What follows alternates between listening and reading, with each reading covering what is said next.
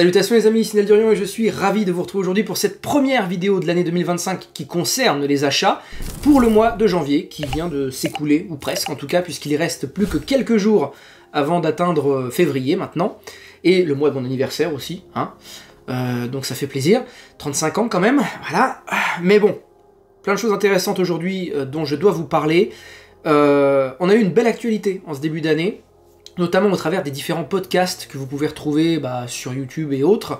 First Print, avec la prise de parole de François Hercouet sur plus de 2h30 d'émission, avec donc au micro de Arnaud Kikou de Comics Blog. Très très intéressant cette émission, puisqu'on a eu plein de belles annonces sur 2025. Alors si vous voulez pas vous taper 2h30 de podcast, en vérité vous pouvez essayer d'avancer jusqu'au moment où le bilan 2024 s'achève, parce que je crois qu'ils en parlent pendant déjà une bonne heure. Ça vous permet de raccourcir un petit peu, voilà, je dis ça pour ceux qui veulent vraiment aller à l'essence de ce qui nous attend en 2025, notamment la collection DC Paperback, je ne vous en dis pas plus.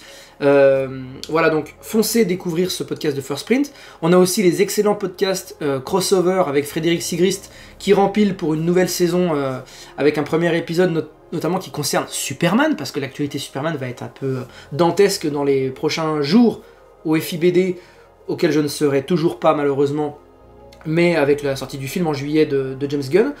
Donc plein de choses excellentes. Et le dernier podcast que je voulais aborder, c'est celui de Panini, qui ont reçu donc Émile avec son... putain, j'ai oublié tout le temps son prénom, j'en suis désolé, mais le community manager de Panini, et je m'excuse d'avoir mangé son prénom, ont reçu les rubriques de G pour une chronique spéciale, un épisode spécial au sujet de la grosse bête verte de chez Marvel. Hulk, messieurs, dames, et en fait... G en parle avec tellement de passion, avec tellement de connaissances en plus de ça, parce que c'est un puits de science sur le personnage. Et vraiment, je vous renvoie à l'écoute de ce podcast que vous pouvez retrouver sur la chaîne PaniniCast, sur YouTube et tout. Voilà, il m'a vendu du Hulk. Ça va être ma première lecture sur le personnage de manière, on va dire, où il est le protagoniste principal. Alors pour l'instant il est sous blister, il risque d'y rester un petit bout de temps quand même, je vous le cache pas, parce que c'est pas dans mes prios sur la palle. Voilà, donc Hulk, super bien vendu par G. J'ai craqué. Couverture traditionnelle, je vous mets la variante ici, que j'aime pas trop. Et puis, alors voilà, Immortal Hulk, est-ce que c'est abordable ou pas? Dites-le moi en commentaire. J'ai assez peu de connaissances sur le personnage, je connais ses fondements quand même. Puis tout ce que j'ai appris avec le podcast des rubriques de G avec Panini, donc j'ai quand même appris pas mal de choses. Deuxième pavé, histoire de rester sur des comics de type moellon, eh bien le Wolverine de Jason Aaron. Oui, messieurs, dames. Ron Garney, Jason Aaron, Stephen Segovia, Yannick Paquette. Eh bien, un Wolverine... il n'y a pas de tomaison sur celui-ci, donc je pense que c'est c'est le run de Jason Aaron, tout simplement. Mais on a un autre omnibus qui va sortir là dans 2 mois, je crois que c'est pour mars. Et puis, moi, c'est un personnage que j'aime beaucoup chez les X-Men. Et les itérations de ce personnage en solitaire, je n'en ai pas lu beaucoup. Donc c'est l'occasion pour moi, de m'y lancer. Ma petite marotte, c'est les Star Wars mensuels, évidemment, donc mensuels, les épiques, et aussi les sorties... comment on peut appeler ça, les soft covers qui regroupent toutes les séries de Star Wars actuelles. Donc là, c'est l'Epic Collection Star Wars, La Menace Révélée, tome 3. Et je n'ai toujours pas lu les 2 premiers, hein, évidemment, puisque ce sont des achats de collection, puis de lecture plus tard lorsque j'aurai le temps. Mais c'est des choses qui arriveront sur la chaîne dans la playlist dédiée, effectivement, de Star Wars. Mais vous imaginez bien que là, c'est un tome 3, sur une série particulière, en plus de l'univers légende. Donc il y a beaucoup d'autres choses que je dois aborder avec vous auparavant. Petit ovni dans cette pile d'achats, il s'agit de World of Warcraft Chronique volume 4. J'avais déjà depuis très très longtemps réuni les 3 premiers dans un très bel écrin, que je vous mets juste ici, ou là, peu importe. Et là, l'arrivée d'un tome 4, surprise, et ça concerne surtout Mist of Pandaria, Warlords of Draenor, Légion et Battle for Azeroth, enfin bref, les dernières extensions parues sur le jeu. Je ne joue plus à World of Warcraft depuis maintenant 1 an et demi, 2 ans presque, parce que je suis trop con avec ce jeu, en fait, il dévore mon énergie, mon temps, mon argent, il dévore à peu près tout en fait, et donc il n'est pas uniquement que chronophage, et honnêtement, voilà, j'ai d'autres priorités maintenant, j'ai aussi envie de mettre l'accent sur la chaîne, vous l'avez vu depuis le début d'année, et je pense que je m'y tiens plutôt bien en ce moment. Ce serait dommage de me tirer une roquette dans le pied avec la reprise d'un tel jeu. L'envie n'est plus aussi la même. J'avoue que depuis l'apparition de la dernière extension de WoW, je suis un peu moins chaud. Pour autant, il paraît qu'elle est très bien. Je sais que mon petit frère, je lui fais un petit coucou d'ailleurs, il joue beaucoup. Je sais aussi que mes demi-frères, parce que oui, j'ai une famille assez énorme, je suis fils unique, mais j'ai plein de demi-frères. Et donc, en fait, ils y jouent encore beaucoup. Donc je me tiens un petit peu au courant au travers de leurs expériences. Mais ouais, j'ai plus la même flamme d'antan, et dès qu'elle est un peu trop vive, j'ai tendance à l'éteindre quand même pour me calmer un peu. Sinon, j'ai plus le temps de rien faire. Voilà, donc WoW, eh bien ça restera au travers des lectures que je continuerai mon périple, jusqu'à preuve du contraire, hein, bien sûr. Mais pour l'instant, je m'y tiens. Voilà, donc un très très beau volume. Je vous ai mis quelques illustrations, les peu que j'avais. Je m'excuse, ce sera sûrement des illustrations des précédents Chronicles, mais vous pourrez quand même juger de la qualité de l'œuvre. C'est génial pour comprendre en fait tout l'univers, toute la genèse de l'univers, et vous allez vraiment dans le détail à fond, quoi. Et puis c'est magnifique, hein. Là c'est magnifique. Moi je trouve ça magnifique avec l'épée de Sargeras plantée en Silitus. Vite, je le referme, sinon je prends un abonnement. Allons du côté de chez DC, mon éditeur préféré, enfin éditeur, ma maison, mon univers fétiche, avec Poison Ivy, tome 4, donc toujours avec Marcio Takara et J. Willow Wilson au scénario. Un tome 5 est à paraître, ça a du succès chez DC, d'ailleurs François Hercouet en parle bien mieux que je ne saurais le faire ici tout de suite devant vous. Mais j'aime beaucoup, il faut que j'en parle sur la chaîne, il faut que j'en parle, et donc j'arrête tout de suite de vous en parler, ça viendra dans un épisode dédié. Le même jour, j'ai reçu également le World Finest Batman avec Superman. Ça, c'est une très très bonne série de l'ère Infinite, je vous la recommande. J'ai lu que le tome 1, c'est accessible, en vérité, il y a quand même, une bonne galerie de personnages, je l'avoue, mais c'est très très bien. Là, j'ai l'impression que ça part un peu en stécos quand je vois en couverture les deux petits personnages en bas là, mais non, franchement très bonne série, j'ai hâte de continuer. J'avais stoppé ma lecture après le tome 1 pour la simple et bonne raison que je voulais prendre les choses dans l'ordre. Je suis très procédurier, ça vient de mon passé en informatique, procédure, protocole, et donc forcément je voulais d'abord achever toutes mes lectures de la continuité avant d'aller là-dessus, mais j'avais pas résisté à la couverture du premier tome. J'adore en fait Batman et Superman ensemble, je trouve ça génial. Voilà les amis, je suis allé chercher un titre que j'avais raté. Il s'agit de Twig. Alors c'est un tome 1. C'est un tome 1 pour lequel j'espère voir une suite, parce que c'est sorti il y a un paquet de temps quand même cette histoire-là. Donc c'est au format Urban Blast, collection Urban Blast chez Urban. Et les planches de malade, c'est magnifique. Ça a l'air extrêmement touchant. J'adore le personnage de Twig. Et puis non, mais puis Urban Blast, j'adore. J'avais dit quoi dans une vidéo, les gars? J'avais dit que Urban devait se servir de ce format Urban Blast. Regardez. Celui-ci que je vous avais présenté un peu plus tôt.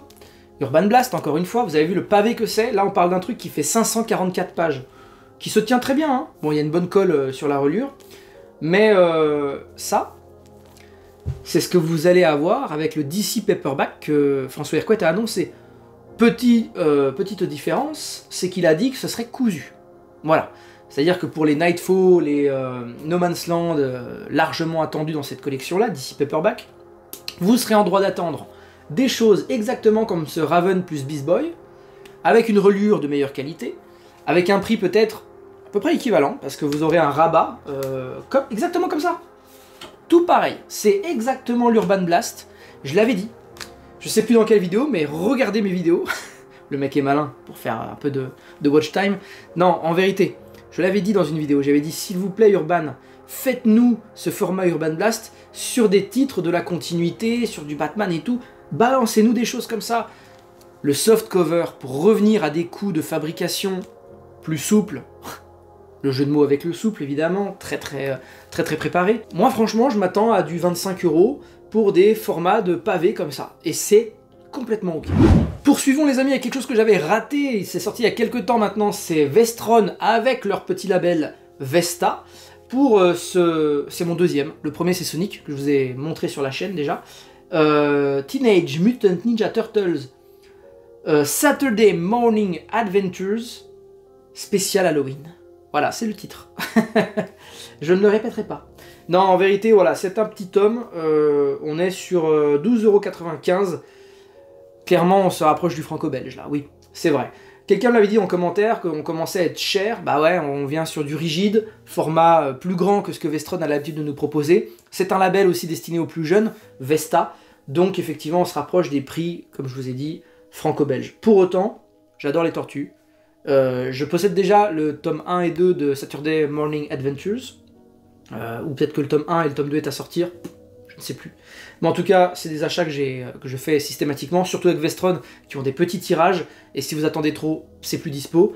Et les rééditions, accrochez-vous, c'est pas dans les mois qui suivent, c'est bien plus tard. J'en veux pour preuve qu'en janvier, là, je crois que c'est au 31 janvier, vous avez la réédition de la première intégrale MMPR, donc Mighty Morphin Power Rangers, l'intégrale 1 avec Tommy Oliver en couverture, c'est réédité maintenant. Je vous rappelle quand même que en parallèle de la sortie de ce tome-là, donc réédité, vous avez l'intégrale après Shattered Grid qui arrive en même temps. Donc vous voyez, la période avant d'avoir la réédition, quand les titres Vestron sortent, ruez-vous dessus les amis, vraiment. Voilà, donc j'ai chopé mon petit Turtle. La sortie Label 619 que j'attendais. J'ai beaucoup aimé l'univers du Label 619 au travers de Hawkeye, Frontières, Shangri-La aussi, qui est un peu plus dur Shangri-La. Il me reste à lire PTSD ou Carbon et Silicium, toutes ces choses-là il me reste à les lire, mais j'ai hâte. Et donc Shin Zero, du tokusatsu avec du Sentai, mais tout ce que j'aime, dans un format Perfect Edition manga agrandi, je sais pas comment appeler ça, c'est hybride, hein. C'est souple. Il y a eu plusieurs covers, moi j'ai eu celle-ci avec la Fnac. Tome 1 sur 3, donc ça c'est cool, je trouve ça bien, on sait où on va. Voilà, je sais que Chris Comics, petit clin d'œil à l'ami Chris Comics sur les réseaux, donc notamment Instagram, surtout Instagram, a déjà fait sa critique, il l'a défoncé je crois sur son dimanche, il est sorti le samedi ou le vendredi, il l'a défoncé en un week-end. Après ça doit aller relativement vite à lire quand même. Il y a un petit peu de couleur, un petit peu de noir et blanc comme je vous affiche là, et ben il a été dithyrambique sur sa critique. Donc il a dit que c'était absolument génial, que à moi ça allait me plaire de ouf. C'est Mathieu Bablet et Guillaume Singelin qui sont à l'œuvre. Donc je vais lire ça très vite parce que franchement moi j'adore ce genre. Avant de passer à la suite les amis, j'annonce plusieurs choses. Oh, non je vais pas annoncer tout de suite, je vais d'abord vous dire, bah voilà, je me suis procuré un petit Superman, donc le petit format nomade que je continue de soutenir sur des titres que je ne possède pas, notamment le Joker de Liber Mero que je m'étais procuré il y a X temps. 10,90€, on est un petit peu plus cher maintenant hein, sur les Urban Nomades. Je crois que celui que je vous présente juste après c'était 13,90€, hein, oui 13,90€, je l'ai devant moi. En tout cas Superman écrase le clan, je ne connais pas cette histoire. Et ça a l'air d'être pour jeunes, mais moi j'ai aucun problème avec ça. Notez que Superman a une mèche très prononcée sur cette image, avec un costume à l'ancienne. Le S rouge sur fond noir. Voilà, donc récit complet, Superman écrase le clan. Et effectivement, le récit se passe en 1946. Les amis annoncent d'un concours pour les 2000 abonnés, que j'espère atteindre à un moment donné, sinon vous ne l'aurez jamais. En fait, Superman les origines. Je l'ai racheté pour pouvoir vous l'offrir. Moi je le possède en cartonné, en format urban classique. Et je trouve que c'est un très très bon titre pour découvrir l'homme de demain, l'homme d'acier, Clark Kent, le reporter du Daily Planet, bon, vous avez compris. Donc, Superman, les origines, par Mark Waid et Lenil Francis Yu. Donc, excellent récit complet, 13,90, que je suis allé acheter avec mon petit porte-monnaie, rien que pour vous. Et il est possible que j'ajoute un autre titre à celui-ci dans le concours que je ferai, mais pour l'instant, voilà ce que vous aurez de sûr. Les modalités du concours seront annoncées en temps et en heure, pas la peine de me demander pour l'instant, mais ce sera en grosso modo la même chose que l'an passé, avec des petites subtilités en plus. Mais Superman les origines, voilà, qui sera pour vous les amis, donc je vous en parlerai sur la chaîne avec mon tome format rigide, format classique. Et comme ça me permettra de vous l'offrir celui-ci ensuite. Et pour la fin de cette vidéo les amis, nous allons partir dans le monde diabolique de Spawn. Oui, vous m'avez bien entendu, Spawn, j'ai fait des petits achats pour pouvoir compléter ma collection. Je suis toujours dans la lecture des intégrales de la première ère, si on peut appeler ça comme ça, donc avant Renaissance. Je suis parti donc là sur le Scorch, l'Escouade Infernale, tome 4. Voilà, j'en parlerai pas davantage parce que j'ai lu aucun de ces tomes-là, mais soutien à Delcourt, soutien de la série Spawn et de ses spin-offs. c'est comme ça que ça se passe. Et justement, parlant de spin-off, vous avez le Gunslinger Spawn, qui est sûrement l'incarnation de Spawn qui va sûrement, ça fait 2 fois sûrement en très peu de temps, me plaire le plus, parce que moi j'adore le western. Voilà donc, encore une fois, tome 4. Puis, un King Spawn, donc qui est la suite de Renaissance, ou pas, je sais plus. Mais en tout cas, il faut avoir un bon background pour aborder King Spawn. Et bah non, c'est une série à part entière, pardon, ça contient les numéros 19 à 24, je viens de le voir derrière. Mais en tout cas, voilà, ne vous lancez pas sur King Spawn tome 1, là comme ça d'un seul coup, je l'avais déjà dit dans l'épisode où j'avais acheté le tome 1. Mon meilleur ami s'y risquait, il m'a dit qu'il avait rien pané, donc je vais suivre son conseil. Justement, voilà, Spawn Renaissance, évidemment, le tome 15, sorti là, très récemment. Donc bah ça continue, et puis c'est pas prêt de s'arrêter parce que je crois que Monsieur McFarlane a prévu moult itérations de son personnage pour l'année 2025. On verra si Delcourt édite et il nous sort tout. Je crois que Thierry Mornay était un peu mi-figue mi-raisin sur tous les projets de Todd McFarlane. Il a dit que Spawn il continuerait et que les séries actuelles continueraient, oui, mais que par contre il allait faire peut-être un petit peu de sélection sur la pléthore de titres qu'a prévu Monsieur Todd. Justement, bah, je vous l'ai dit, hein, on est sur plusieurs incarnations du personnage, et ça passe aussi par quelque chose que j'ai assez hâte de découvrir en vérité, les Spawn Dark Ages. J'adore en fait le fait de mélanger Spawn et toute sa mythologie, si je puis dire, mais planté dans un décor et dans un contexte médiéval du Moyen-Âge. Alors les planches ont l'air fameuses. Donc ça se contient en 2 volumes a priori, puisque j'en ai pas vu de 3e et j'en ai pas vu de 3e annoncé. C'est 2 beaux bébés quand même, hein. Ils sont bien costauds, bien plus gros que les intégrales Spawn. Poursuivons avec Spawn The Undead intégrale. Je sais pas si c'est bien, mais on s'en fout. Le but c'est parce que moi je suis complétiste et je ne suis pas le seul. Salut Max. Spawn The Undead intégrale, voilà, donc je ne sais pas trop de quoi ça parle, mais on verra ça en temps et en heure. Et il y a beaucoup de choses que je verrai plus tard, de toute façon, vous le savez. Et enfin, pour terminer, je crois vous avoir déjà présenté le volume 1 que j'avais acheté il y a longtemps, mais je l'ai remis là pour la suite logique, puisque c'est le tome 2 que j'ai acheté. Donc voilà, La Malédiction de Spawn, volume 2. Ça reste des superbes éditions à pas trop cher, en vérité, je trouve. Je trouve que Delcourt, niveau prix, savent se maintenir, malgré le rachat, où j'allais dire, c'est peut-être pas un mal d'ailleurs, le rachat par Editis. Il continue de nous proposer des choses complètement accessibles, très bien éditées en plus de ça. Et puis ça reste un comics très très important quand même, hein. Spawn, ça ne déconne pas. Voilà les amis pour cette vidéo achat du mois de janvier 2025. Il y a des titres qui sortent le 31 janvier, mais je les réserve pour février. Là comme ça, du Bliss, du Vestron. Vous verrez ça en février aux alentours du 25. Quoi qu'il en soit, ça me rajoute une bonne dose de comics sur ma palle. Alors ma palle, vous le savez, ce n'est pas une véritable palle, c'est plutôt une balle, une bibliothèque à lire, et elle est juste là derrière, donc ça va aller un petit peu là-bas, quoi. Merci à tous de m'avoir suivi en tout cas pour cet épisode. On se dit à très vite pour le programme très chargé de février avec Alien, Power Rangers et plein d'autres choses qui arriveront si le temps me le permet. Mais on va continuer sur cette belle lancée depuis fin décembre maintenant. Merci à tous, ciao.